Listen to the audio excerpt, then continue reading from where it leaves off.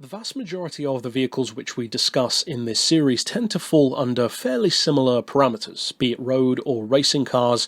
They tend to have great concepts or core ideas, but don't necessarily deliver on them in the best way, or maybe in some cases are just victims of circumstance. That's unfortunate, but it does happen a lot. Then though, we get other cars which are not failures in road or racing terms, and yet they're still not talked about enough.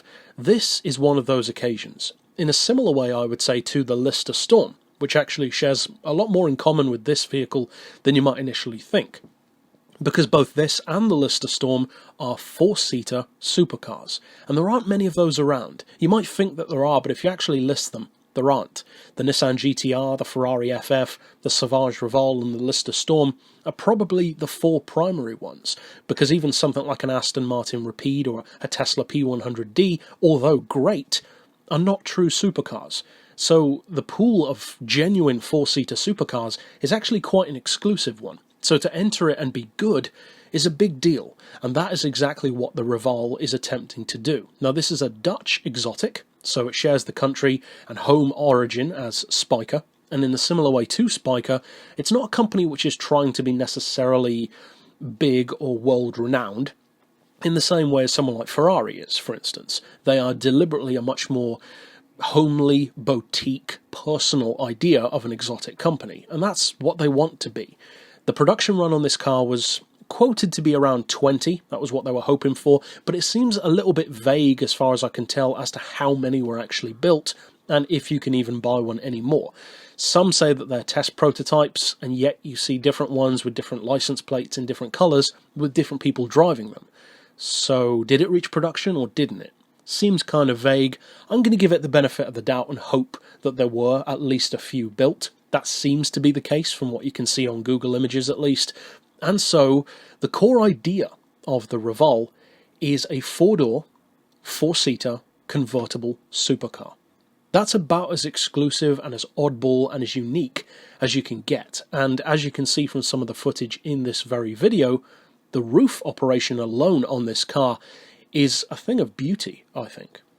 Now, I have discussed this car before on the channel in my Gran Turismo 7 wishlist series because I love this car, and it's the only vehicle which for me personally, so far at least, and of course new cars come out all the time, but it's the only car which for me surpasses the Ferrari FF as my dream car, because the Ferrari is of course a much more attainable choice, and when you can legitimately say that a Ferrari is more attainable than something else, that gives you some idea of how exclusive and rare the other car is. And that's exactly what this vehicle is.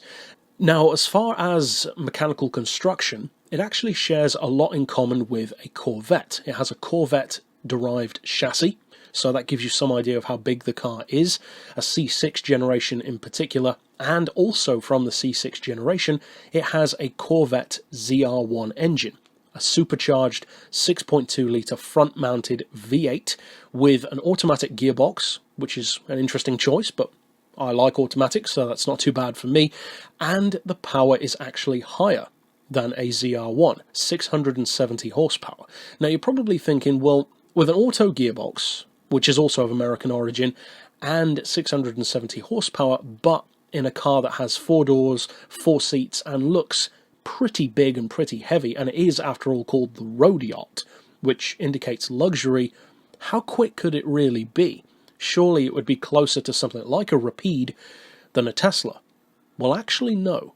This is a very fast car, because not only does it have more power than a ZR1, but it's also lighter than one. That's the craziest thing about the Rivale. It is a deceptively lightweight vehicle because it weighs under 1,300 kilos. That is incredible. I cannot stress how impressive that is for any vehicle with four seats of this size. To weigh that little is remarkable. So they did an amazing job of that alone. Even if it had 400 horsepower, the performance would still be great, at least Corvette level, but you give it 670, which is literally Zonda Cinque level, yeah, the performance is great. The quoted 0 to 60 time of 3.4 sounds entirely believable, and the top end speed of about 205 miles per hour, again, I have no trouble whatsoever believing that, and to be fair, that seems like a conservative estimate. I wouldn't be surprised if it could go even higher, maybe even 210.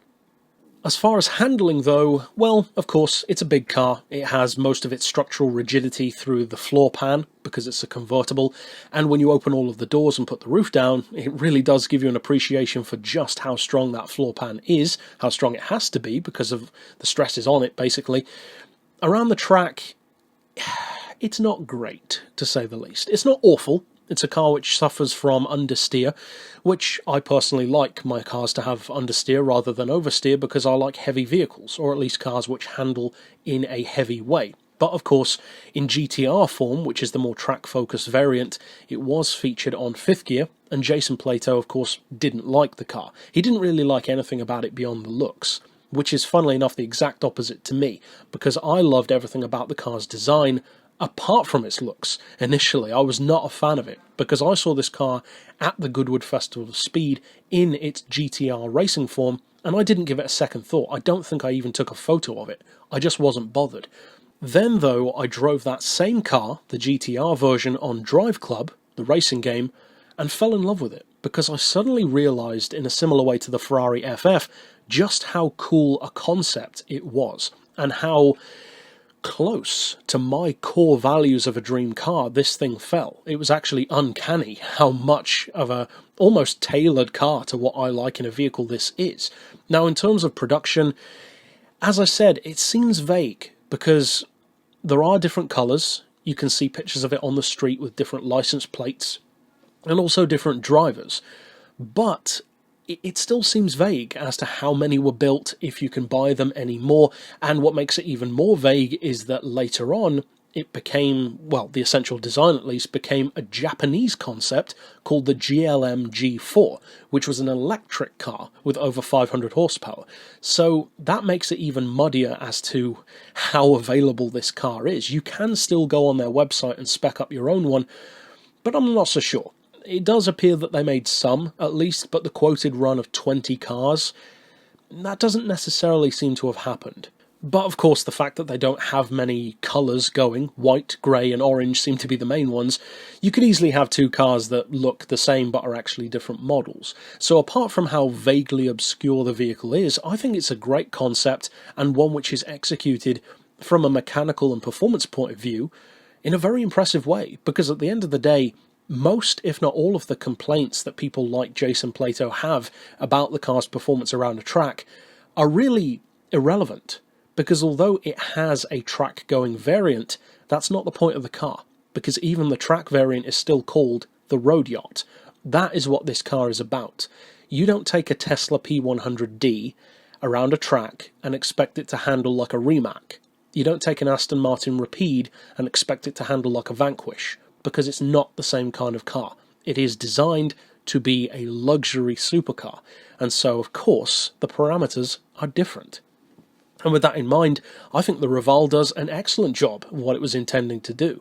It's a car which also looks kind of unreal to me. It looks like a CGI rendered vehicle even when it's actually on the road, almost like a vehicle that was fictionalized for Grand Theft Auto or Ridge Racer or something like that. Initially, as I said, I wasn't a fan of the design, but it has definitely grown on me. From above, it has a very Audi R8-esque shape, I think, and also some hints of Lamborghini Gallardo in there. But at the same time, it's very much its own thing. So although it's not a car which is necessarily a record setter in any particular way, it is one which I have a lot of love for, and one which I do definitely believe deserves to be talked about more. But that's it overall for this particular installment. Of course, if you are new to the series, you can check out all 19 of the other episodes that we've already done by clicking through at the end of this video. But for now, as always, thanks for watching.